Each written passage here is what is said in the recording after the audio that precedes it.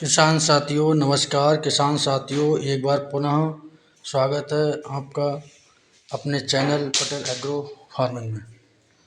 किसान साथियों जब भी आप कहीं पर घूमने जाते हैं, जब आप कोई भी गन्ने का प्लाट देखते हैं, बहुत अच्छा जो प्लाट खड़ा होता है गन्ने का, आप उसको देखने जाते हैं, उसके नज़दीक जाके देखते हैं कि इसका प्रोडक्शन बहुत अच्छा आएगा। फिर आप सोचते हैं कि मेरे खेत में जो गन्ना ऐसा लगा हुआ है उसका प्रोडक्शन क्यों नहीं आता है। किसान साथियों बहुत सी बातें हैं जो आपके मन में और हमारे मन में ऐसे सवाल बार बार आते रहते हैं। किसान साथियों बहुत से हमारे किसान साथी लोग ट्रेन से गन्ने की बुवाई करते हैं, उनकी ट्रेनिंग अच्छी आती है। बहुत से हमारे किसान साथी ट्रेन से गन्ने बुवाई करने के बाद अच्छी ट्रेनिंग नहीं ले पाते हैं।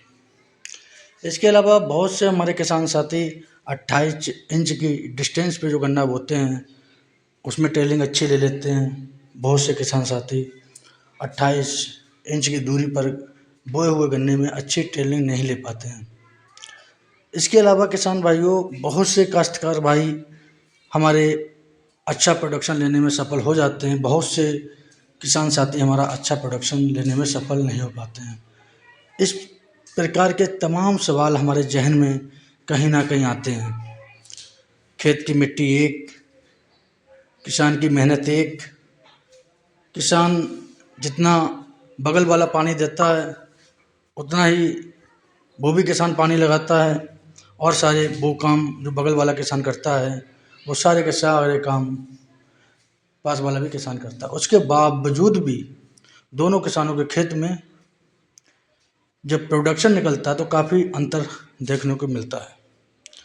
बहुत से किसान साथी इस बात से परेशान होते हैं कि आखिर वो गन्ने का प्रोडक्शन अपने खेत में अच्छा सा अच्छा उत्पादन लेने में सफल क्यों नहीं हो पा रहे हैं। इस प्रकार के बहुत से सवाल हमारे जहन में आते हैं।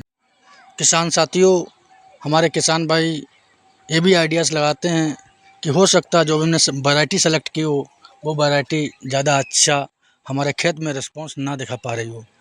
किसान साथियों बहुत सी बातें हमारा किसान भाई सोचता है, लेकिन किसान साथियों हर एक वैरायटी हर एक मिट्टी में अच्छा उत्पादन नहीं दे सकती, ये बात सही है।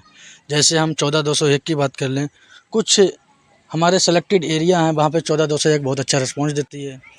बहुत से हमारे किसान साथी 0238 से आज भी बहुत अच्छा उत्पादन लेने में सक्षम हो रहे हैं।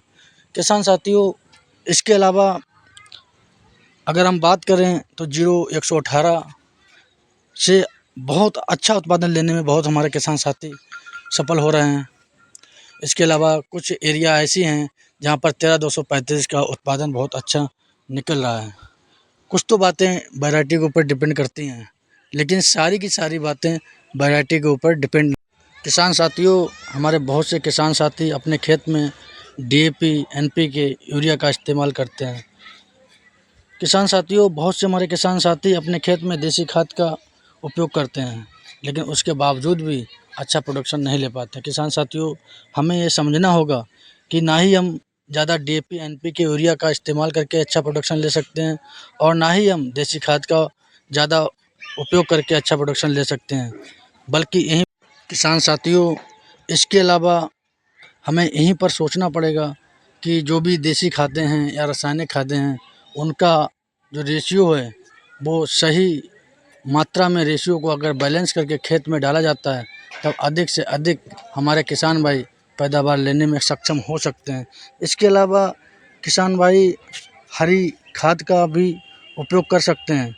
हरी खाद को उगाकर मल्चर के द्वारा उसको काट कर और उसमें अपने खेत में उसे गला सकते हैं, उससे भी बहुत अच्छा प्रोडक्शन मिल सकता है। किसान साथियों इसके बाद से जो भी प्रोडक्शन आपको देखने को मिलेगा वह लगभग 60 से 80 कुंटल पर बीघा के हिसाब से देखने को मिलेगा।